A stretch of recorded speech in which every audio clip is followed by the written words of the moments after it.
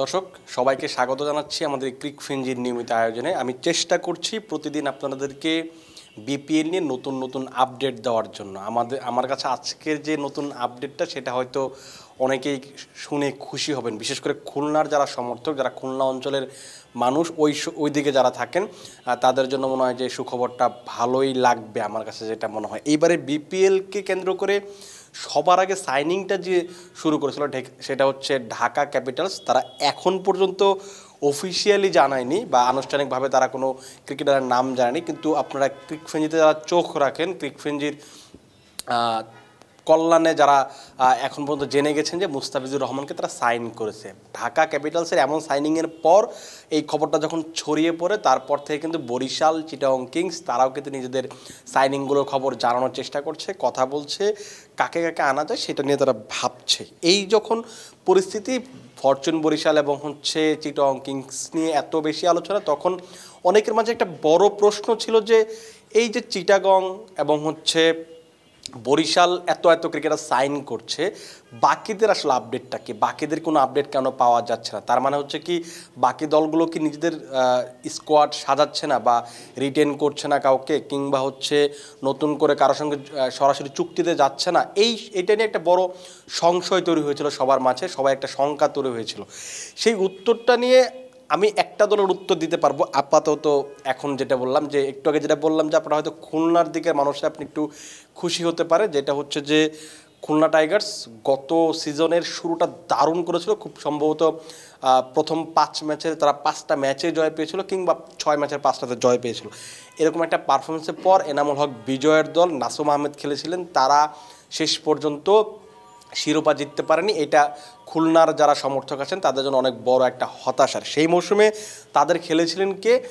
Shai Hope খেলেছিলেন, Evin Lewis খেলেছিলেন, পাকিস্তানের কয়েকজন নওয়াজ খেলতেছিলেন, দাসুন সানাগা খেলেছিলেন, এবং জেসন হোল্ডার শেষ দিকে খেলতেছিলেন। বেশ ভালো একটা দল সাজিয়েছিল, কিন্তু সমস্যা হচ্ছিল যে প্রথম দিকে যারা খেলেছেন তারা পরবর্তীতে জাতীয় দল কিংবা অন্য টুর্নামেন্টের জন্য চলে যাওয়ায় শেষ পর্যন্ত ভুগতে হয়েছিল খুলনা টাইগার্সকে। এই খুলনা টাইগার্স তাহলে এইবারে মৌসুমে কী করবে? এবারে মৌসুমে কি নতুন করে কাউকে, মানে গতবার যেহেতু খুব ভালো শুরু করেছিল, শেষ করতে পারেনি, নিশ্চিতভাবে খুলনা চাইবে যে এই টুর্নামেন্টটাতে যেন বা আগামী যে আসরটা হবে সেখানে যেন তারা একটা ভালো শুরু পায়, সেই সঙ্গে সেটা যেন কন্টিনিউ করতে পারে, শিরোপা জিততে পারে, এরকম একটা দল সাজাতে তারা চেষ্টা করবে। এখন যে সমস্যাটা যেটা হচ্ছে যে দেশি বাংলাদেশে আসলে টি-20 ক্রিকেটার খুব বেশি নেই। আপনি কাদের উপর রিলাই করবেন? এরকম যদি আপনি ক্রিকেটার খুঁজতে চান, সাকিব আল হাসান, লিটন দাস, আপনি হয়তো মুস্তাফিজুর রহমান, পেসারদের কয়েকজনকে আপনি নিতে পারেন, তাসকিন আহমেদ কিংবা শরীফুল ইসলাম, এই কয়েকজনের উপর রিলাই করতে পারেন। কিন্তু সমস্যাটা হচ্ছে যে তবুও তো আসলে আপনাকে রিটেন করতে হয়, সরাসরি ক্রিকেটারদের নিতে হয়। সেইখানে তার একটা চমক বলবো না ঠিক, কারণ যে এইটা আসলে খুব বেশি চমকের না, কারণ কয়েকদিন ধরে জানা যাচ্ছিল যে ফরচুন বরিশালের হয়ে এইবারে মৌসুমে হয়তো মেহেদী হাসান মিরাজকে খেলতে দেখা যাবে না। কারণ যে তামিম ইকবালকে তারা রিটেন করেছে, যতটুকু জানা গেছে মুশফিকুর রহিমকে তারা রিটেন করবে, সেই সঙ্গে মাহমুদুল্লাহ রিয়াদকে খুব সম্ভবত তারা রিটেন করতে যাচ্ছেন।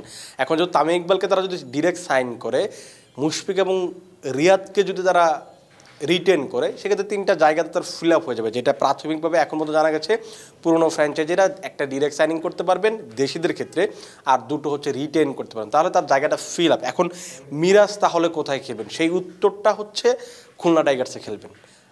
খুলনা টাইগার্স এখন পর্যন্ত অফিসিয়াল করেনি, কিন্তু আমাদের কাছে যে সূত্র আছে বা যে তথ্য আছে সেই তথ্য অনুযায়ী ইতোমধ্যে খুলনা টাইগার্সের সঙ্গে মেহেদী হাসান মিরাজের সাইন হয়ে গেছে। তিনি এই সিজনে অধিনায়কত্ব করলেও আপনি খুব বেশি অবাক হবেন না, খুব সম্ভবত খুলনা টাইগার্সের হয়ে, কিন্তু আমরা জানি না আসলে তিনি অধিনায়ক হবেন কি হবেন না। এইটা খুলনার জন্য একটা ভালো সাইন হবে, কারণ অনেক দিন পর মেহেদী হাসান মিরাজ টি-20 সেটআপে ফিরেছেন। 14 মাস পর ভারতের বিপক্ষে প্রথম টি-20 তিনি খেলেছেন। সেই ম্যাচে তিনি একটা উইকেট পেয়েছেন, 35 রান করেছেন। এমন পারফরমেন্স তার জন্য অবশ্যই ভালো ব্যাপার, খুলনার জন্য ভালো ব্যাপার। তাকে মিডল অর্ডারে ব্যবহার করা যেতে পারে। গত মৌসুমে আমরা বরিশালে দেখেছি ওপেনিংয়ে ব্যাটিং করেছেন, কখনো মিডল অর্ডারে ব্যাটিং করেছেন, যেহেতু স্পিনটা করতে পারেন তাকে কাজে লাগানো যেতে পারে। খুলনার জন্য একটা ভালো চয়েস হতে পারে। এটা খুব সম্ভব তাকে ডিরেক্ট সাইনিং করা হচ্ছে। কত টাকায় ডিরেক্ট সাইনিং করা হচ্ছে সেটা আমরা এখন পর্যন্ত জানি না। আর রিটেন কাদের করা হবে সেই প্রশ্নের উত্তর যদি আপনি খুঁজেন, সেখানে একটা নাম আমরা জানতে পেরেছি, সেটা হচ্ছে আফিফ হোসেন ধ্রুব।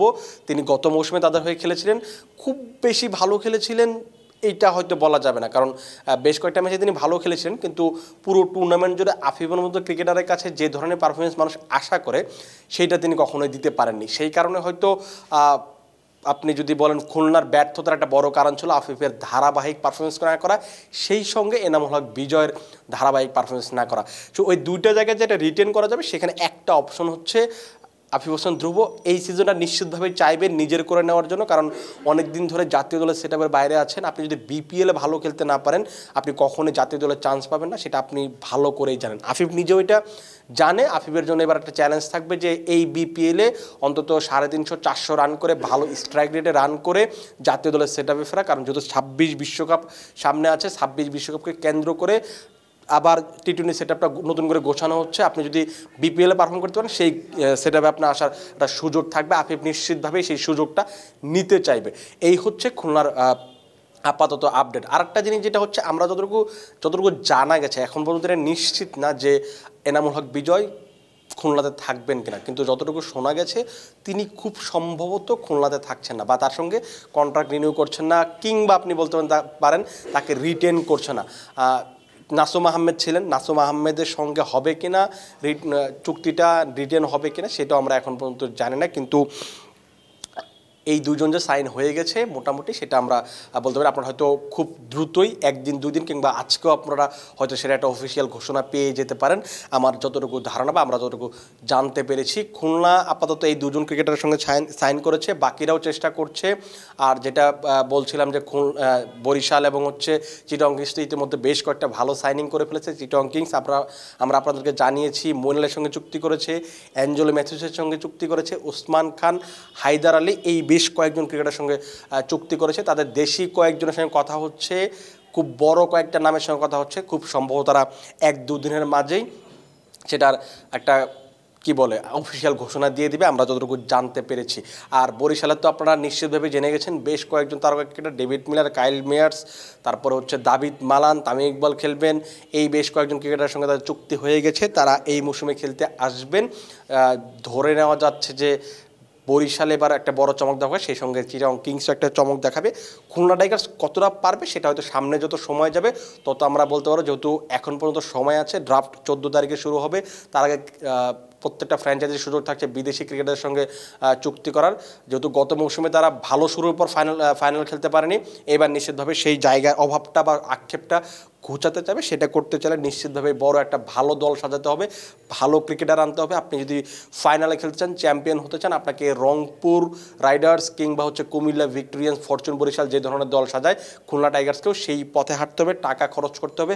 সেটা তারা কতটা করতে পারবে আমরা এখনও জানি না। আমরা প্রত্যাশা করছি তারা অন্যান্য দলগুলোর মধ্যে বড় দল সাজাবে, সেই সঙ্গে বিপিএলের মানটা বাড়বে, বিপিএলে মানুষের জনপ্রিয়তা বাড়বে, আগ্রহ বাড়বে, খুলনার অঞ্চলে মানুষের আশাও পূরণ হবে বলে আমরা আশা করছি, আশা ব্যক্ত করছি।